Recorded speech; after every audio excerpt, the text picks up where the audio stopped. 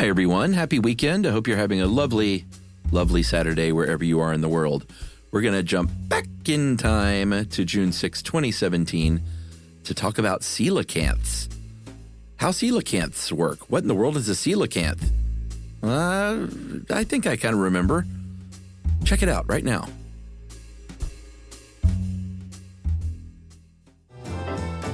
Welcome to Stuff You Should Know, a production of iHeartRadio.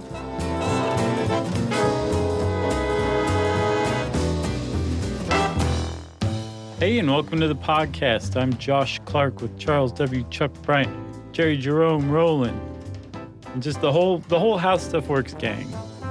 Here to present to you Stuff You Should Know. All three of us. How you doing? I'm good. Yeah? Yeah. I'm a little caffeinated, I should warn you. Oh. A little bit, like when teeth are about to just come right out of my face. That's not good. We did a video about coelacanths one time. Yeah, like, was it This Day in History about when they were discovered? Yeah. I ran across it. Because it smacked as familiar to me, and, the constant fear we have of recording an entire podcast over is sort of always there. Yeah, the fear that sometimes comes true. Yeah. So I definitely went back and looked, and I was like, I knew he did something. Yeah, we were trapped in a shipping container, right? I didn't watch it. I didn't either. I just saw enough to say, oh, yeah, I remember that one. Yeah. That really weird thing we did. But this is really cool, I think. I do, too. Coelacanths were, they're interesting. Despite what the How Stuff Works article would lead you to believe. It was a little thin, wasn't it? A little bit. It was all right. Okay. But luckily, the rest of the internet is there for us. Right. Thanks especially to Smithsonian and Mental Floss for this one, right? Yeah, that Mental Floss article was kind of neat, actually. It was. So, you want to go back to the beginning? Actually, the second beginning, maybe? Oh, well, I don't know what you're talking about now, so just... Okay, well, follow me. We'll go back to the very beginning. We'll go back to something about 400 million years ago. Okay. During the Devonian period, which is a.k.a. the rise of the fish. Yes. The age of the fish, right? And in this Devonian period, there's a lot of stuff going on. Things have been swimming around for a while. On Earth, there's a nice atmosphere that's developed. The things in the ocean are starting to say, oh, what's out there? I want to see what's on land. Yeah, maybe I can just crawl out and see. Yeah, I want to taste clover. So they start trying, and during this period, there was the progression from the sea to the land. Yeah.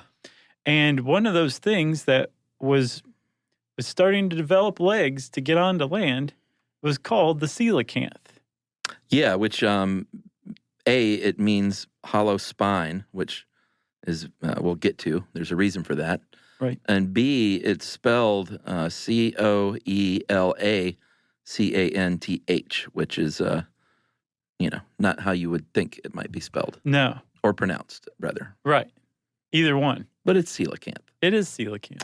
And what it is a fish that is, like you said, been around for a long, long time. It's kind of funny looking. Mm-hmm. And we'll get into all the physical characteristics that make it unusual in a sec. But it is notable mainly for the fact that everyone thought it was gone forever. Right. Until it was suddenly discovered. This thing that swam with the dinosaurs was discovered anew in the 1930s. Right. And then again a little bit later on. Yeah, because it pops up for the first time around 407 million years ago, I think I said. And then it just drops off 80 million years ago. So they said, well, a lot of stuff went the way of the dinosaur around the time the dinosaurs went away. Yeah. So that's probably what happened to the coelacanth. So it was quite a big surprise in the 1930s when a trawler that was out fishing, a trawler called the Nareen, which is captained by Hendrik Goosen off the coast of South Africa, came in, and as was Captain Goosen's wont, he contacted the director of the local museum in East London, a woman named Miss Marjorie Courtney Latimer. And she used to come over and look at the fish loads this guy would bring in because they were buddies. Yeah.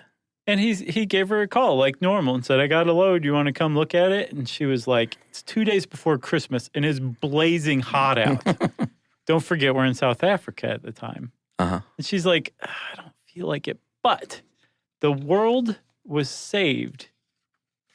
The world of ichthyology was saved this day. Yeah. Because this lady, Marjorie Courtney Latimer, was so nice that she decided to go look at the fish anyway, just to wish the captain and his crew a Merry Christmas. So she takes a look at this fish, and here is her quote, as she recounted. It wasn't her quote at the time. Her quote at the time was probably a South African expletive. Right. But she said later, I picked away the layers of slime to reveal the most beautiful fish I had ever seen. And, of course, only a fish lover can find this thing truly beautiful. Yeah. Because it's kind of ugly. It is. It was 5 feet long, a pale mauve blue with faint flecks of whiter spots. It had an iridescent silver blue-green sheen all over. It was covered in hard scales, and it had 4 limb-like fins and a strange little puppy dog tail. Not literally, of course. It was which would be great, though, actually. Yeah. It did. That's the dogfish that has that. It was such a beautiful fish, more like a big china ornament, but I didn't know what it was. And it was pretty faithful that she was called in to look at this thing because it ended up being one of the most important zoological finds of, history, probably. Of the 20th century, at least. Yeah. For sure. Yeah, this woman's curiosity, something in her said, this is weird, this is unusual, this is something worth looking into. So she took it with her. This thing was like 5 feet long, just under 2 meters, about 100 and how many pounds? 127 pounds. This is a significant fish. Yeah. And Ms. Courtney Latimer talked her way into a cab with it. She took a cab back to the East London Museum with this fish stuffed in the back seat. And she took it to the taxidermist and had it stuffed. Unfortunately, the taxidermist wasn't completely aware of how to preserve a fish for identification and threw out the skeleton and the gills, which are what you need to ID a fish, apparently. Well, she probably should have said something. Well, she like, this is no ordinary mount. Yeah, right. She probably should have. Or maybe she did, and he just ignored her. He's like, I'm not going to get bossed around by a woman. This is 1938. So she contacts a guy named J.L.B. Smith, who is an ichthyologist. He's the head of the ichthyology department at a university in Grahamstown and a PhD in chemistry. He's a smart guy, and he's the local fish expert as far as she knows.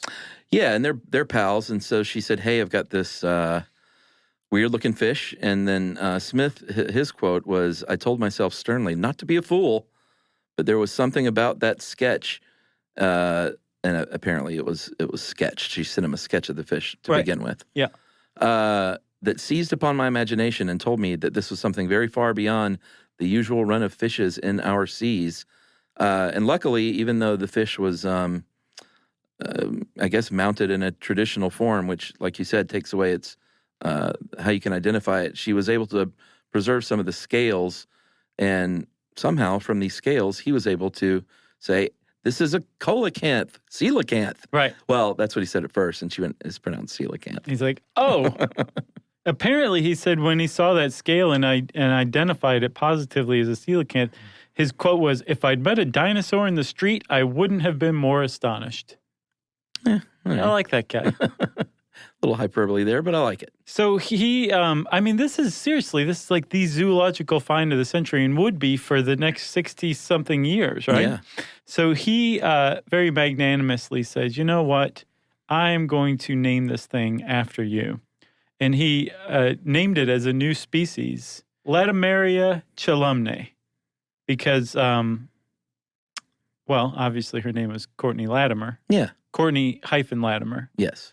And it was found in the Chelumna River at the mouth of it where it hits the coast off of the eastern coast of South Africa. So that's a great name. It's perfect. Yeah. It really puts it in a place and time. So they have now discovered this thing. They realize that they have a big find on their hands. They thought this thing had long been extinct by tens of millions of years. And so they started to research and, trying to learn more about this fish. Yeah. Which is no ordinary fish. No, but I mean, this was 1938, right? Yeah. And it was the only one that had been found for another 60 years. Yeah. I mean, there's only so much you can find from a stuffed fish. But it did prove, because it had been caught alive. It wasn't like they pulled up a fossil or a dead fish. It had been alive when it was caught. Yeah, I think it was attached to another fish. Oh, really? Like potentially trying to eat it. Oh, okay. Which is one of the, not unusual, but interesting things about the coelacanth is that it eats meat. Well, there's a lot of unusual things about the coelacanth. Yeah. So fast forward another 60 years exactly. In Indonesia, which is on the other side of the Indian Ocean, the eastern side of the Indian Ocean. It was actually first seen in 1997 by a biologist named Mark Erdman, who was in Indonesia doing his PhD dissertation, and he saw a coelacanth in the market.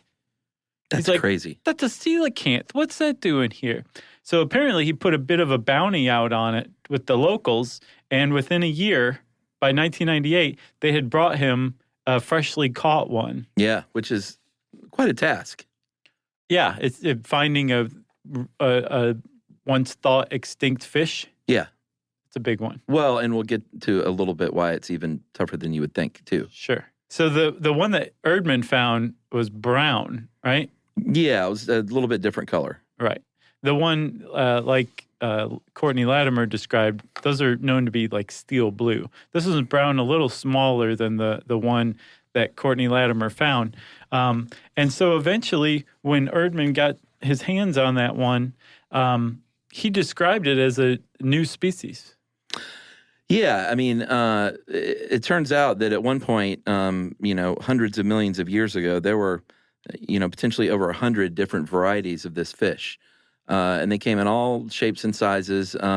These obviously were pretty big, but there were some that were smaller and faster. Mm-hmm. Basically just kind of a wide variety. And as far as we know, I think, are these the only two known survivors? Yes. So far. Yeah, the one that Courtney Latimer found are known as the West Indian Ocean coelacanth. Those are the blue ones. They're typically found off of the east coast of Africa, south of Kenya, I believe. Yeah. Down to about the Comoros Islands. I think they're actually also known as the Comoros Island coelacanth because that seems to be where they inhabit the most, or the highest density of them is. Yeah, and some of the weirdos that have, we assume that they've been extinct, mm-hmm. but you never know. One of them was toothless and over 10 feet long. That was the Megalocoelacanthus. Very appropriately named. Some of them said, forget you, ocean. I'm going to go to the freshwater. Mm-hmm. So there were actually freshwater coelacanths at one time. And like I said, some of them were slow and ambushed prey. Some were smaller and faster. But they've pretty much universally all been predators from what I've seen. Right. And the two species that are alive today that we know of are, aside from that Megalocoelacanth, tend to be a little bigger than the extinct species. Yeah. Which I read is a good example of why they shouldn't be called living fossils, which is what they're frequently called. Yeah, that's Darwin's term for something that basically never changed. Right. And they've actually studied the genome of the coelacanth and found that they very much haven't changed. And the main reason is they haven't had to. They've kind of stayed in the same places. And when you stay in the same places and you eat the same stuff, then maybe you don't change so much. I read the opposite of that they have changed enough that they have been evolving, and a good example of that is that they're bigger than they used to be. Oh, interesting. Yeah, but the two species that are alive today, they have traced their genomes back and decided that they've been separated for several million years at least. Yeah, this one, they finally got the full genome, and they said that it does indeed match the fish's appearance of slower evolution in a journal published in Nature because they have a slower rate of substitution. Gotcha. Basically, the doctor. Well, yeah, I guess she is a doctor. Just sounded weird to say that. The doctor? The researcher, who is also a doctor. Yeah. Who was, she said it may reflect the fact that they do not need to evolve quickly because they've lived in relatively unchanging environment where there are few predators. And they basically haven't needed to change over time like other organisms. Well, that brings up another thing, too. There's a big question. Why would they just drop off of the fossil record if they've been around this whole time? I don't know. If they didn't just go extinct 80 or 65 million years ago. The only explanation I've seen is that the places where the fossils turned up were areas conducive to fossilization, like there was a lot of sediment that could turn bone into rock. Yeah. And then the areas that the living species live at now are not conducive to that kind of thing. Possibly because they're mostly living around volcanic rock that doesn't necessarily produce fossils. Huh. You want to take a break? Yeah, let's take a break and we'll get back and talk a little bit about this funny fish.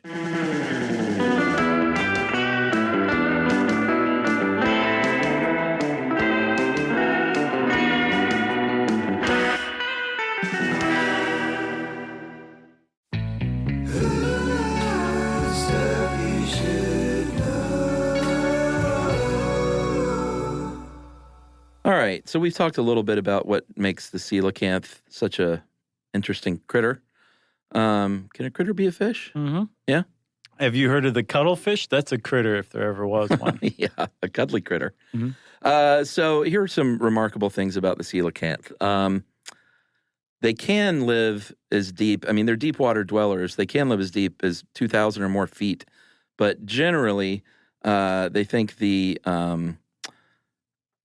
they generally live about 500 to 800 feet in what they call the twilight zone. Right. Which is still pretty deep. Remember our cave episode? Yeah. That had the same thing. Remember, there was like organisms that live in the dark, organisms that live in the twilight zone, and organisms that live in the lighted zone. Yeah. These guys live in that threshold between light and dark in the ocean. And they apparently are nocturnal hunters.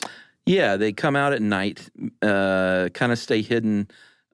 Most of these habitats are caves, right? That they tend to stay in. But there's one off of Tasmania that do not live in caves, and so they have officially been placed on an endangered list because they don't have the protection from bycatch that these other cave dwellers have. Right. That makes sense. Yeah. So the average day or in the life of a coelacanth, at least the cave-dwelling species, they'll during the daytime they're hanging out in a cave. They'll hang out in a cave with, I've seen between up to 12 to 16 other coelacanths. Yeah, have a little coffee. Yeah, maybe just talk. Yeah, talk about their night. And then as night falls, they'll leave their caves and they'll go hunting. And like you said, they're carnivorous predators. They do that passive bycatch thing for the most part, right? Where they let the current bring the food to them, but they just basically hang out and wait for a cuttlefish. It's one thing they eat. Squids, other cephalopods, some fishes, but they seem to not show aggression toward one another, from what I understand. Yeah, and while they are passive hunters, they do have an unusual feature, which is, like we said, one of many, but they have what's called a rostral organ, which just means it's in the nasal region in their snout. Mm-hmm. And it's filled with a jelly-like substance that they think, and they think most of this stuff. I mean, they've done a lot of good studying, but for something so rare, right, you can't, be super sure. But they think that it detects low-level electrical signals and frequencies from prey. Yeah, like a shark or a ray. Yeah. It's an electrosensory organ where when living tissue contacts water, it can make an electrical impulse that can be picked up. Yeah, and this Cool Mental Floss article is, I think, 11 things about the coelacanth. I can't remember how it was put, but just 11 interesting features. 11 fishy facts. Was that it? Unfortunately. That's why I forgot it. Title aside, it's an interesting article. And one of the things that they don't know why they do, and I have a feeling it has to do with that electrical frequency, is they'll swim nose down for up to 2 full minutes, which is weird for a fish. They're just kind of hovering in place, headstanding, right? Yeah. Yeah. And I guess, I mean, that if they have that nasal bag of jelly that helps them locate fish, I would imagine that's what they're doing there, right? I imagine it like Tonto, like holding a railroad track, you know? Yeah. I think it's the same thing, basically. So when they catch their prey, they eat them, and they can eat stuff that's way bigger than them because, again, this is unique to coelacanths among living things. They have a hinge in their cranium that allows, basically their head is convertible. The top of their skull can retract, allowing their mouth to open really wide. Yeah. So they can eat a large cuttlefish.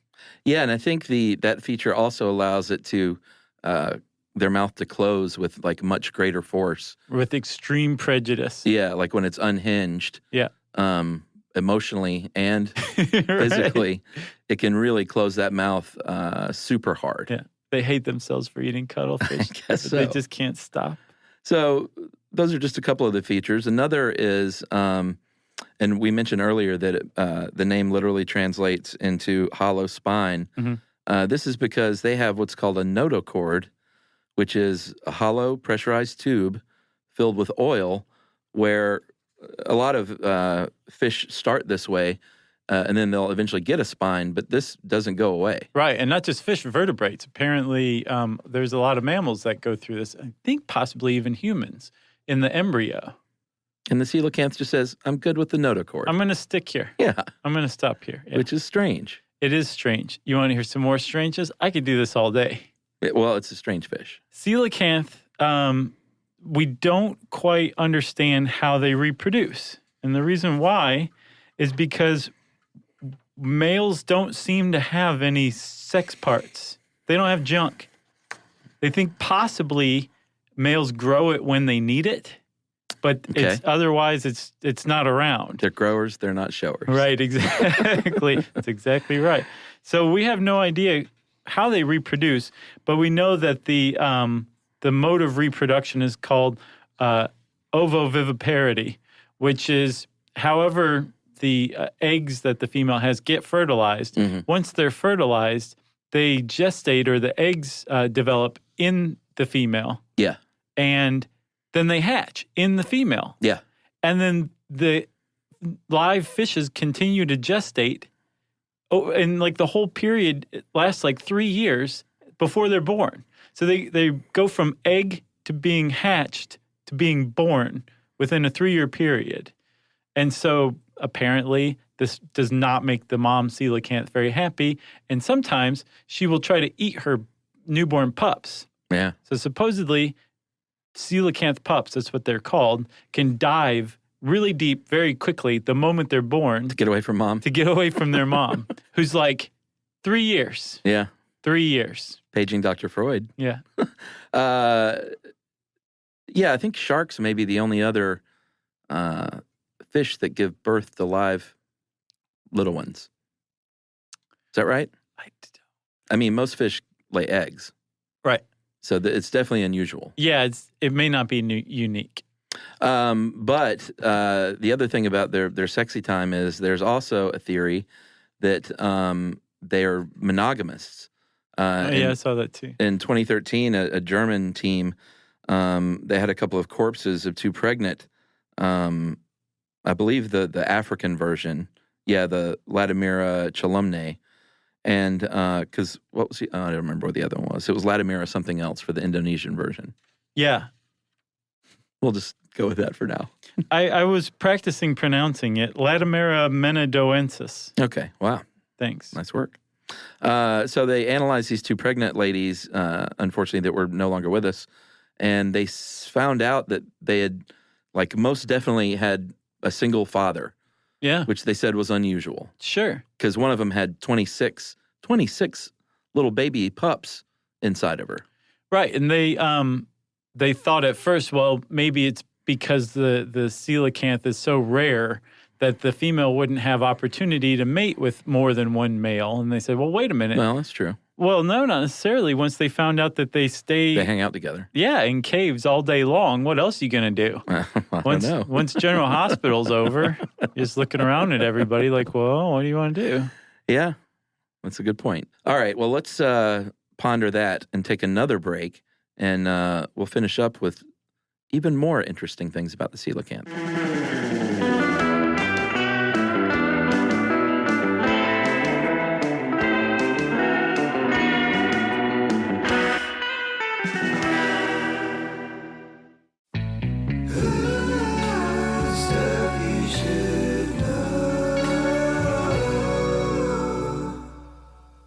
All right, so these guys have live babies.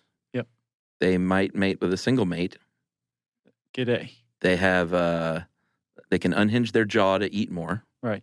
They have a jelly-filled thing in their nostra that detects electricity. that detects electricity.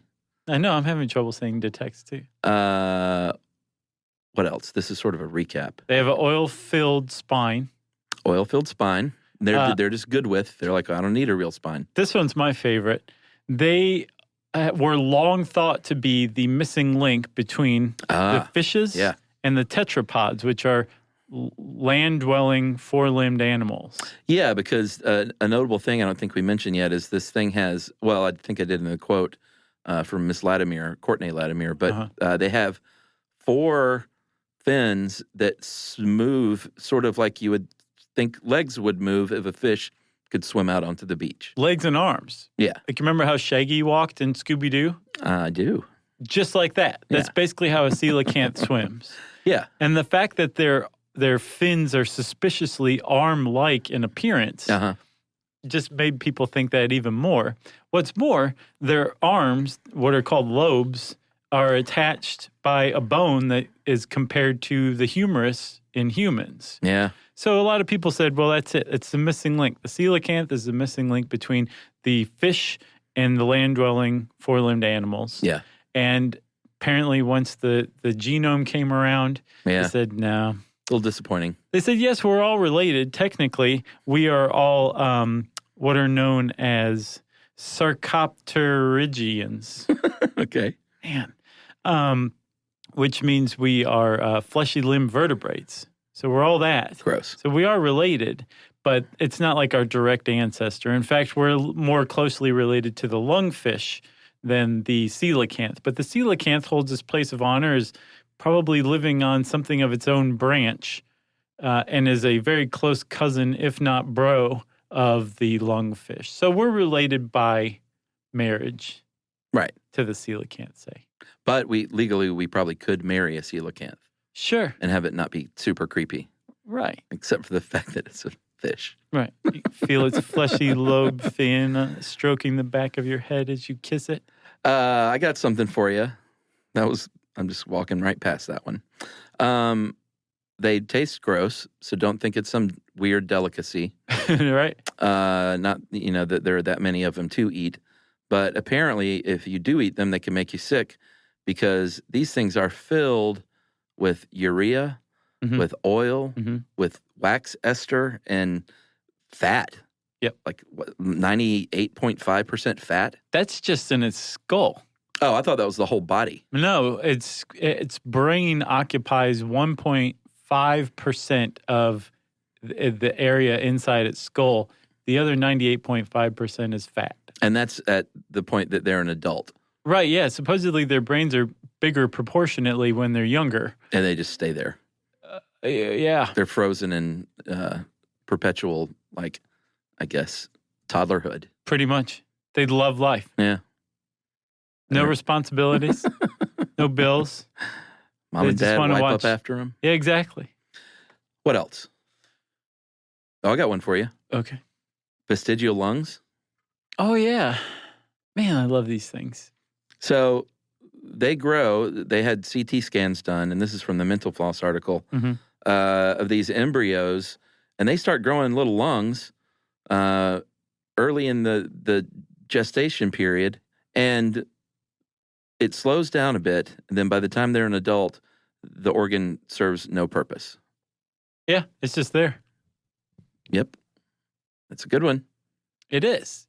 It's almost like the coelacanth was an evolutionary attempt. And it's just like, I'm going to scrap this design. Let's move on to the lungfish. Yeah, maybe so. You know? One of the things that struck me, though, Chuck, was when they were talking about how a couple of females that had fully formed young in them ready to be born were caught. It's like that was a lot of the coelacanth population that got wiped out with those two caught fish. Yeah, I mean, if there are only hundreds, then everyone matters. Yeah, they think that there's possibly about 1,000 of the ones that live around Indonesia and far fewer of the ones that live off of the west coast of Africa on the western side of the Indian Ocean. And as a result, both of them are on the endangered species list. They're both protected. And the problem is that if something happens to these species and these species die out this time, the whole order is gone for good this time around. Yeah. Unless we revive them with some of their DNA. Yeah. All right, I got one last one. Okay. And this was on Mental Floss's list as well. Okay. Under the title, A Prominent Hematologist Once Wrote a Coelacanth Operetta. All right. So that's an attention grabber. Yeah. Apparently in 1975, there was a man named Charles Rand of Long Island University, and he was a hematologist and was doing some work with the coelacanth. And this was when the big revelation was when they learned that it gave birth to live young. Mm-hmm. And he, I guess, was a music guy and decided to write a little operetta about this discovery titled A Coelacanth's Lament, or Quintuplets at 50 Fathoms Can Be Fun. Mm-hmm. All sung to the tune of various Gilbert and Sullivan songs. Right. How about that? That's a hematologist for you. Wow. For sure. I have no comment on that. Well, I mean, it speaks for itself, right? Other than I wish this was on tape somewhere. Surely it's on YouTube. Everything's on YouTube. You think? Yeah, sure. You want to go over some of these other, quote, living fossils, end quote? Yeah. So, again, there's some fishes out there that may have made the jump kind of to land or almost did or what have you, but there's some interesting fishes that are worth mentioning. Speaking of making the jump, did you see that shark that jumped into the boat the other day? No. There was a fisherman, and I guess the shark just did, one of their famous, it was a great white. Oh, God. Did one of its breaches Mm-hmm. where they just jump out of the water. Right. And this thing did that and landed in a dude's fishing boat. Wow. And he got banged around a little bit, but was not like, bitten or anything. Mm-hmm. And basically went into his little control room, I think, and called for help. And this shark, it was kind of sad. I think the shark just died. But there were pictures of it. It's huge. It's like 8 feet long. Oh, my God. It was not a little guy. Yeah. Can you imagine? No. Oh, my God. That guy did the right thing. He ran. And he pooped his pants, too. Yeah. I may have jumped into the water had that happened. All right. So living fossils, the bowfin. Yeah, the dogfish, mudfish, or grindle. I like dogfish. Yeah, this guy, I looked all these up. He lives in the Mississippi River Basin, in the Great Lakes and other places, and are pretty mean, supposedly. Well, eats small mammals, snakes, frogs, other fish. Yeah. They'll go after you. Right. It's sort of normal looking, just sort of a long fish. Nothing remarkable as appearance-wise, though. I'll tell you one that's remarkable appearance-wise is the gar. Yeah, I just saw a long-nosed gar. They are so ugly. Last weekend, and I was like, it was floating dead in a lake. Mm-hmm. I was like, what in the world? Because I went by it at first. I was like, was that a swordfish? Right. It's like, well, no, it's not a swordfish. Right. But and the long-nosed ones, I mean, this thing had a 12-inch beak. Oh. I mean, it looked prehistoric. Yeah, they very much do look prehistoric, which is one of the reasons why they're called a living fossil. And they are just mean. Apparently, they're known to kill other fish, not even to eat them. Yeah. Just because they were in their way, basically. Yeah, like you see this nose? Yeah. And you can't eat gar. They're inedible. And as a matter of fact, if you eat their eggs, it will kill you. They're very toxic to humans. Yeah. And they just go around killing other fish.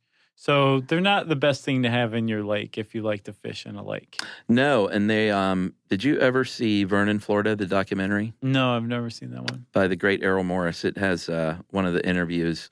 It's one of my favorites. Is with a guy talking about the garfish. Oh, really?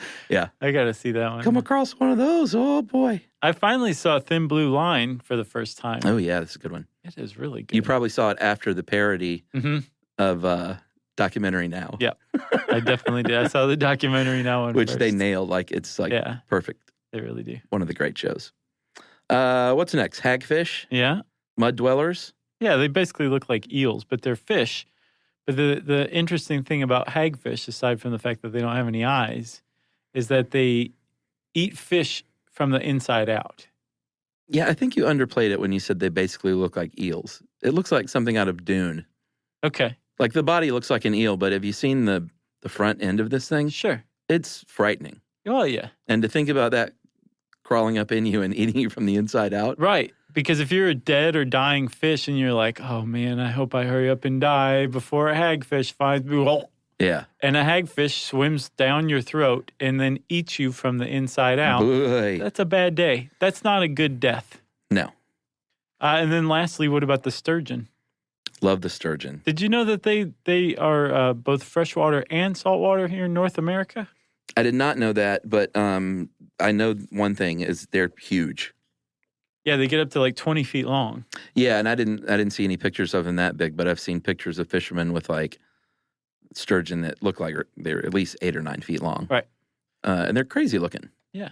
Well, the reason I was surprised that they are largely North America is I always associate them with the Baltic area where the beluga sturgeon is prized for its caviar. That's what I always think of when I think sturgeon. Well, I didn't realize that that's where beluga came from either. Yeah.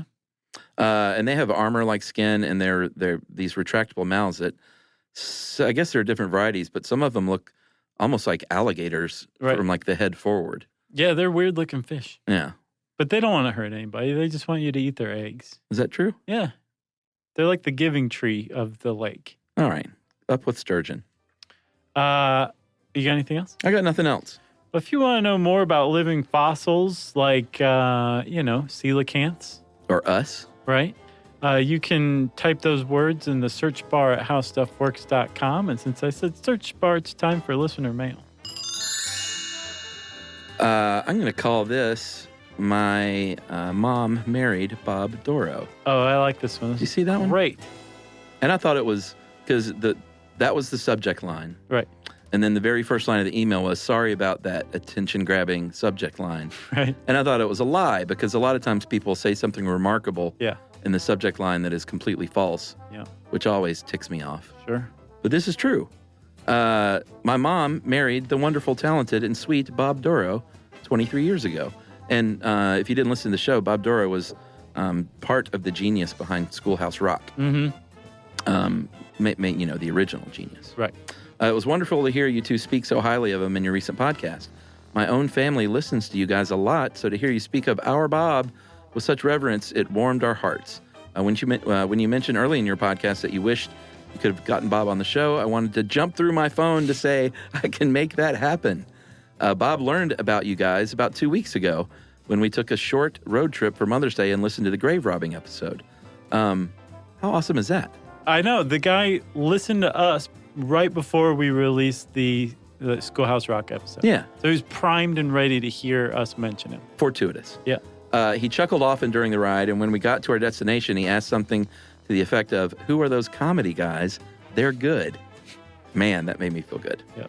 And then to have the Schoolhouse Rock episode pop up a few weeks later, it was like, whoa. You guys were spot on in your characterization of Bob as a creative genius. A lot of his genius comes from his hard work. At the age of 93, he is still traveling the world taking gigs. That's awesome. My mom often complains that he doesn't know how to say no. Thank you for giving Bob and Schoolhouse Rock its proper due. Next time you come up the coast, the Northeast that is, we'll be there, and I'm sure Bob won't say no. And that is from Pete, I guess his stepson. Yeah. And Pete sent in a picture of he and Bob. Yeah. And that's him in the flesh. It's pretty awesome. Pretty neat. And you should go to www.bobdoro, DOROUGH.com, and just check it out. Yeah. 93 and going strong. Nice going, Bob. Thanks for listening to us. And thank you, Pete, for writing in to let us know that we were spot on about what a great guy he is. Yeah, we were genuinely thrilled to hear this. Yeah. If you want to genuinely thrill us, you can send us an email to stuffpodcast@iHeartRadio.com. Stuff You Should Know is a production of iHeartRadio. For more podcasts from iHeartRadio, visit the iHeartRadio app, Apple Podcasts, or wherever you listen to your favorite shows.